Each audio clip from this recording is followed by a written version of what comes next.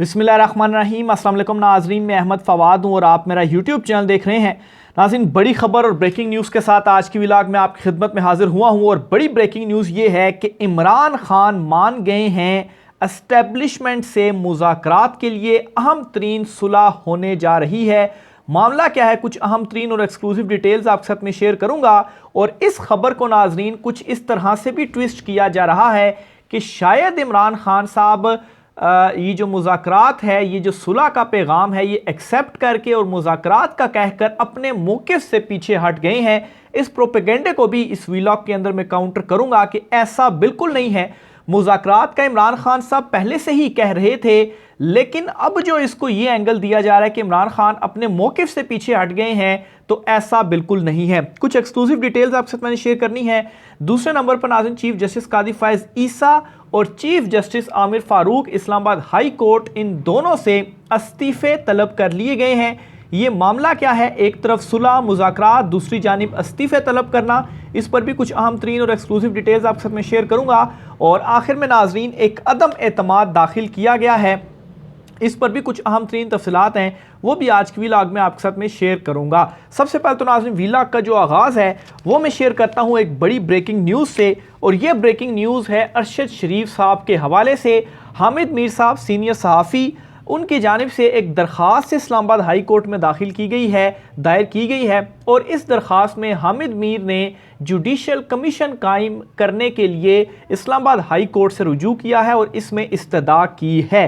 अब नाज़रीन, ये जो दरख्वास्त हामिद मीर साहब ने दायर की है, सबसे बड़ा सवाल और सबसे अहम सवाल ये है कि अरशद शरीफ साहब वाला जो मैटर है वो सुप्रीम कोर्ट ऑफ पाकिस्तान में इस वक्त ज़ेर समात है, वहाँ पर पेंडिंग है। तो आया हामिद मीर साहब ने मामला सुप्रीम कोर्ट में पेंडिंग होने के बावजूद इस्लामाबाद हाई कोर्ट में दरख्वास्त उन्होंने क्यों दायर की, क्यों रुजू की? और अगर उन्हें कोई दरख्वास्त देनी ही थी और जुडिशल कमीशन के हवाले से दरख्वास्त देनी थी, तो वो सुप्रीम कोर्ट ऑफ पाकिस्तान में क्यों नहीं गए? क्योंकि सुप्रीम कोर्ट ऑफ पाकिस्तान में भी ये मुद्दा उठाया जा चुका है कि इस मामले पर जुडिशल कमीशन जो है वो कायम किया जाए। तो अदलिया में इस वक्त जो बड़ी तब्दीलियाँ हो रही हैं, या आप कहें कि जो इस वक्त अदलिया में इंटरनल मामलात चल रहे हैं, इन मामलात को एक साइड पर देखें और दूसरी साइड पर हामिद मीर साहब की इस मौके के ऊपर ये दरख्वास्त ये जाहिर करती है, ये मेरा तज्जिया है, ये शो करती है कि वो भी चीफ जस्टिस कादी फ़ाइज़ ईसा साहब के ऊपर, इस मामले के ऊपर शायद एतमाद नहीं कर रहे, एतबार नहीं कर रहे।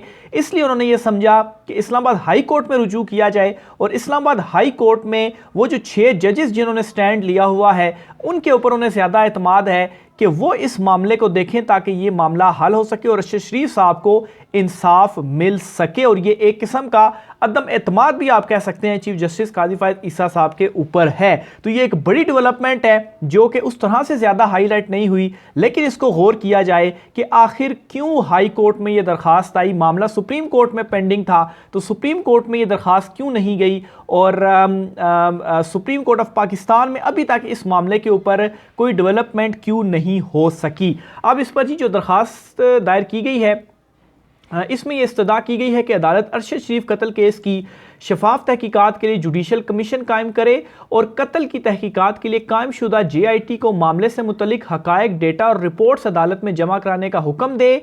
अदालत दरख्वास्त गुजार को जुडिशल कमीशन के TROs की तश्कील में मुआवनत की भी इजाज़त दे।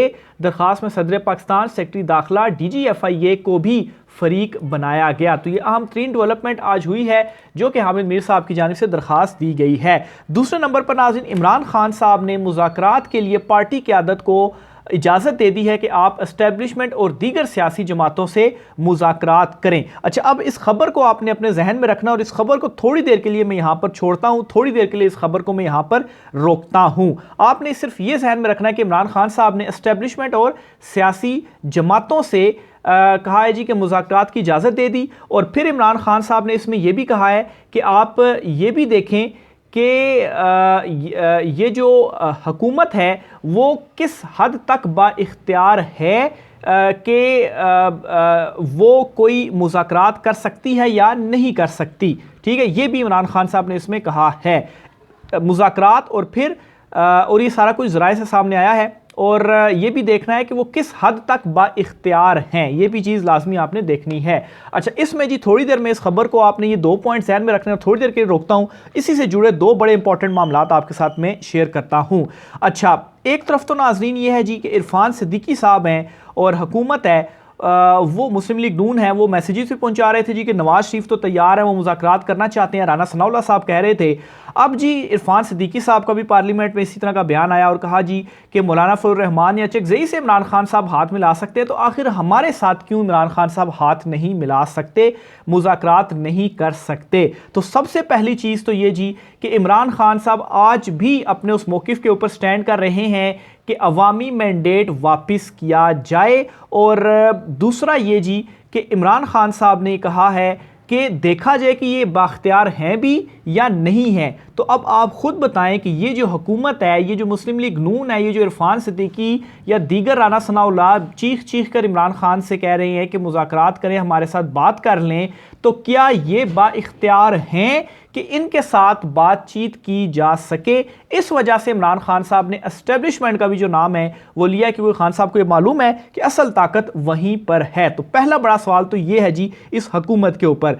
फिर नाजरीन, ये हुकूमत तो खुद डील करके आए, नवाज शरीफ तो खुद डील करके आए, तो जो खुद किसी के साथ, ताकतवरों के साथ डील करके आए हैं, क्या वो इस पोजीशन में हैं कि वो आगे आकर मुज़ाकरात करेंगे और मामलात जो हैं वो किसी एक जगह पर लेकर आएंगे? दूसरा सबसे इंपॉर्टेंट सवाल, फिर इनकी हैसियत क्या है मुज़ाकरात करने की, क्योंकि राना सनाउल्लाह खुद करार दे चुके हैं कि मोहसिन नकवी इस वक्त सबसे ताकतवर शख्सियत बने हुए हैं, और ये तो मोहसिन नकवी की मेहरबानी है कि वो वज़ीर-ए-आज़म नहीं बने, नहीं तो वो वज़ीर-ए-आज़म भी बन सकते थे, और शहबाज शरीफ को उनकी मेहरबानी है कि शहबाज शरीफ को उन्होंने वज़ीर-ए-आज़म बनने दिया। तो क्या ये अवामी मैंडेट से आए हुए हैं जो ये आगे आकर ये कह सकते हैं जी कि हमारे साथ मुज़ाकरात करें? तो अव्वल तो ये लोग मुज़ाकरात करने के ही काबिल नहीं हैं। इमरान खान साहब ने बातचीत के हवाले से कहा हुआ है, इसमें कोई शक नहीं, पहले भी कहा हुआ था, लेकिन अब ये जो सारी खबर है ये भी मैं आपके सामने रखता हूँ, जो मुज़ाकरात के हवाले से आया, इसमें इमरान खान साहब ने सिर्फ ये नहीं कहा कि मुज़ाकरात करें, इमरान खान साहब ने TROs तय करने का भी कहा, और ये देखने कहा जी कि वो बाख्तियार हैं कि नहीं है। ये बाख्तियार नहीं है, इसका मतलब है कि इनसे कोई भी मुज़ाकरात नहीं हो सकते। तो ये आपने कुछ चीज़ें हैं, इनको देखना है, और यूं ही जो खबरें सामने आ रही हैं उनके ऊपर एतमाद नहीं करना, चीज़ों को जोड़कर आपने देखना है। अच्छा जी, ज़राए के मुताबिक जी तहरीक-ए-इंसाफ एस्टेब्लिशमेंट और सियासी जमातों के साथ मुज़ाकरात के लिए आमादा है। अच्छा, अब ये वो मैं सारी खबर आपके सामने पढ़ रहा हूँ जी, जो कि आज सामने आई मुज़ाकरात के हवाले से। तहरीक-ए-इंसाफ के रहनुमा शिबली फराज ने इमरान खान की जानिब से मुज़ाकरात की इजाज़त दिए जाने की तस्दीक कर दी है। इमरान खान ने शर्त आयद की है कि मुज़ाकरात आईन व कानून के मुताबिक किए जाएँ। इमरान खान की हिदायत की रोशनी में मुज़ाकरात से कबल TROs तय किए जाएंगे। मुख्तलिफ रहनुमा एस्टेब्लिशमेंट से सियासी जमातों और इन TROs के तहत मुज़ाकरात करेंगे। अब TROs क्या तय होंगे जी? अवामी मैंडेट से मुतलिक, और ये जो PTI के लोगों को जेलों में बंद किया हुआ है, इससे रिलेटेड। अच्छा, अभी अजानें थोड़ी हो रही हैं, तो अजानें हो जाएं, फिर उसके बाद मैं कंटिन्यू करता हूँ। अच्छा, अब जो 2 लाइनें आपके सामने मैं रखना जा रहा हूँ, इसको जो है वो आपने गौर से सुनना, और सारा ये जो प्रोपेगेट की जा रही है चीज़ें आपके सामने खुलकर आ जाएंगी। अच्छा जी, सियासी अदम इस्तेकाम ने मुल्क को गिरफ्त में लिया हुआ है। मुज़ाकरात के पैरामीटर्स पहले तय किए जाएंगे, मुज़ाकरात किस किस तरीके से और किस माहौल में होंगे, पहले ये तय किया जाएगा, तब ही मुज़ाकरात की राह हमवार होगी। जो स्टेक होल्डर्स हैं इनसे मुज़ाकरात होंगे, यानी कि पहले ये माहौल बनेगा, फिर मुज़ाकरात की राह हमवार होगी, और उनके साथ होगी जो कि स्टेक होल्डर्स हैं। तो ये मैसेज है, ये वो 3 अल्फाज हैं इस लाइन के अंदर जो कि क्लियर है कि इमरान खान साहब ने ये जो मुज़ाकरात के हवाले से कहा है, ये क्या कहा है, और इमरान खान साहब ने अपना जो उनका मौक़िफ़ था उसके ऊपर किसी तरह से भी कंप्रोमाइज़ नहीं किया। जाहिर सी बात है, जब पहले ये TROs और माहौल तय होगा, तो पहले इमरान खान साहब जो चाहते हैं कि इस माहौल के अंदर रहते हुए चीज़ें हों, पहले वो होंगी, फिर मुज़ाकरात की राह हमवार होगी, और फिर उसके बाद स्टेक होल्डर से होंगे। ये जो सारे खुश हो रहे हैं ना, नून लीग और दूसरे, कि इनके साथ करेंगे, तो इनके साथ कोई नहीं होना, इनके पास क्या है? ये खुद कहते हैं कि मोहसिन नकवी की मेहरबानी है कि वो वज़ीर-ए-आज़म नहीं बने, तो फिर इनके साथ मुज़ाकरात थोड़ी ना हो सकते हैं, इनके पास क्या इख्तियार है जी? फिर जी मज़ीद कहा गया जी कि तहरीक-ए-इंसाफ भी एक हकीकत है, एस्टेब्लिशमेंट भी एक हकीकत है। ये हुकूमत फार्म 47 पर तश्कील पाने वाली हुकूमत है। ये देखना है कि वो किस हद तक बाइख्तियार हैं। इसके लिए पहले ग्राउंड वर्क और फिर माहौल को मद्देनज़र रखना है। तो ये नाज़रीन इस हवाले से ओरिजिनल जो तफसीलात हैं वो मैंने आपके सामने रख दी। आगे चलते हुए नाज़रीन एक और बड़ी खबर है वो भी आपके साथ मैं शेयर करता चलूँ जी। तहरीक इंसाफ के रहनुमा रऊफ़ हसन साहब ने चीफ जस्टिस कादी फ़ैज़ ईसा और चीफ जस्टिस आमिर फ़ारूक साहब से एक मरतबा फिर से इस्तीफ़े का मुतालबा कर दिया है और उन्होंने ये कहा है कि अगर आप दोनों इंसाफ नहीं दे सकते तो आप इस्तीफ़ा दें और घर जाएं। अब एक तरफ मुज़ाकरात का माहौल, मुज़ाकरात की बातचीत, और दूसरी तरफ साथ ही पाकिस्तान तहरीक इंसाफ का ये मुतालबा सामने आना, दोनों चीज़ों को मिलाकर अगर आप देखें तो ऐसा नहीं होगा कि बस आएँ जी बैठें और सब कुछ रफ़ा दफ़ा हो गया और मुज़ाकरात हो गए। ज़ाहिर सी बात है एक तरफ से PTI कह रही है कि दोनों इस्तीफ़े दें और दूसरी तरफ कह रही है कि पहले माहौल बनाया जाए, फिर उसके बाद मुज़ाकरात की राह हमवार होंगी और जो स्टेक होल्डर हैं उनसे मुज़ाकरात होंगे। तो माहौल कैसे हमवार होगा? माहौल ऐसे ही हमवार नहीं होगा, पहले जो शराइत हैं, चीज़ें हैं, उनको मानना पड़ेगा। पाकिस्तान तहरीक इंसाफ में कुछ लोगों की वापसी के हवाले से भी खबरें जी इस वक्त आ रही हैं। इसमें दो राय है PTI में। कुछ रहनुमाओं का मानना है कि उनको नहीं लेना चाहिए और उसकी जो रीज़न है वो ये है कि जिन लोगों ने मुसीबतें सही और जो लोग अभी तक जेल में हैं उनका फिर क्या कसूर, वो भी बड़ी आसानी से फिर छोड़ देते और मुसीबतें ना सहते और फिर वापस आ जाते PTI में। तो ये उनके साथ ज़्यादती होगी अगर उन लोगों को आप वापस PTI में लेंगे। लेकिन दूसरी तरफ का मौक़िफ़ ये भी है कि बहुत सारे लोगों के साथ बहुत सारा जुल्म हुआ और उनको तोड़ा गया और वो इस वजह से फिर टूटे भी और फिर वो PTI से अलहदा हो गए। लेकिन ये किसी के साथ भी होता तो वो फिर वो यही कदम उठाता। तो इस वजह से थोड़ी सी सिंपति कुछ लोगों के हवाले से होनी चाहिए, जिनमें उस्मान डार हैं, उनको देखा जाए, सदाकत अब्बासी हैं, उनको देखा जाए। तो ये दो इस वक्त नाम सामने आ रहे हैं। फिर फवाद चौधरी के हवाले से भी कहा जा रहा है, फिर कुछ के हवाले से ये भी कहा जा रहा है कि अगर वो प्रेस कॉन्फ्रेंस उसी तरह से करते हैं तो फिर वापस आ सकते हैं। बहरहाल इस हवाले से फ़ाइनल फ़ैसला तो इमरान खान साहब ने करना है। तो इमरान खान साहब जो फ़ैसला करेंगे फिर उसी को एक्सेप्ट किया जाएगा। अगर वो वापस लेना चाहें कुछ लोगों को तो वो वापस ले भी सकते हैं, लेकिन नहीं लेना चाहिए का जो है वो भी उन्हीं के ऊपर ही डिपेंड है, क्योंकि तकसीम है इस वक्त राय कि लेना चाहिए या नहीं लेना चाहिए। तो मेरे ख्याल से फ़ाइनल फ़ैसला फिर इमरान खान साहब भी करेंगे और जो वो फ़ैसला करेंगे वो फिर सब एक्सेप्ट भी करेंगे। फवाद चौधरी की PTI में वापसी का इम्कान, पार्टी राय के मुताबिक इमरान खान की जानिब से इनको दोबारा शामिल करने की इजाज़त दे दी गई है और अगले हफ्ते फवाद चौधरी की इमरान खान से मुलाकात मुतवक्के है। PTI राय के मुताबिक फवाद चौधरी को पार्टी में अहम जिम्मेदारी भी सौंपी जाने का इम्कान है। पार्टी की क़यादत ने भी फवाद चौधरी की वापसी की हिमायत कर दी है। तो अगर नेक्स्ट वीक इमरान खान साहब और फवाद चौधरी साहब की मुलाकात हो जाती है तो मुलाकात का मतलब यही होगा, इमरान खान साहब इसीलिए उनको इजाज़त दे रहे हैं मुलाकात की कि ठीक है आपको मैं फिर PTI में वापस ले लेता हूँ। और इसके साथ ही मज़ीद कुछ लोगों की भी फिर राह हमवार हो जाएगी, जैसे उस्मान डार या सदाकत अब्बासी के हवाले से दो नाम मैंने लिए, क्योंकि एक अगर एंट्री हो गई तो फिर इसका मतलब ये है कि इमरान खान साहब रेडी हैं कुछ लोगों को वापस लेने के लिए। और अगर फवाद चौधरी को ही वापस ना लिया गया, ये अगले हफ्ते डेवलपमेंट सामने आ जाएगी, तो फिर इसका मतलब है कि मज़ीद लोगों की जो वापसी है वो नहीं हो सकती। आखिर में नाजरीन एक अहम तरीन जो खबर है वो 6 जजेस के लेटर के हवाले से है।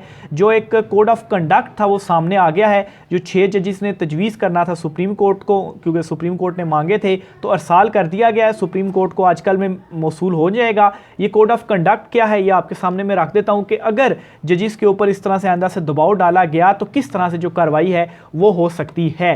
6 जजेस के ख़त के मामले पर अहम पेशरफ सामने आई है। इस्लामाबाद हाई कोर्ट ने मुतफ़िका तजावीज़ सुप्रीम कोर्ट को अरसाल कर दी हैं।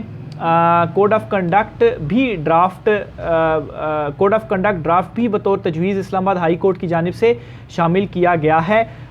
तजावीज़ में कहा गया है जी कि किसी किस्म की मुदाखलत पर इदारा जाती रद्द अमल होना चाहिए। अच्छा, ये जिस दिन फुल कोर्ट मीटिंग हुई थी उस वक्त भी मैंने आपको ये बता दिया था जी कि इदारा जाती रद्द अमल सामने अब आया करेगा। बहरहाल कोड ऑफ कंडक्ट में पहली तजवीज़ ये है, सिविल जज, सेशन जज, हाई कोर्ट जज किसी किस्म की मुदाखलत रिपोर्ट करने का पाबंद होगा।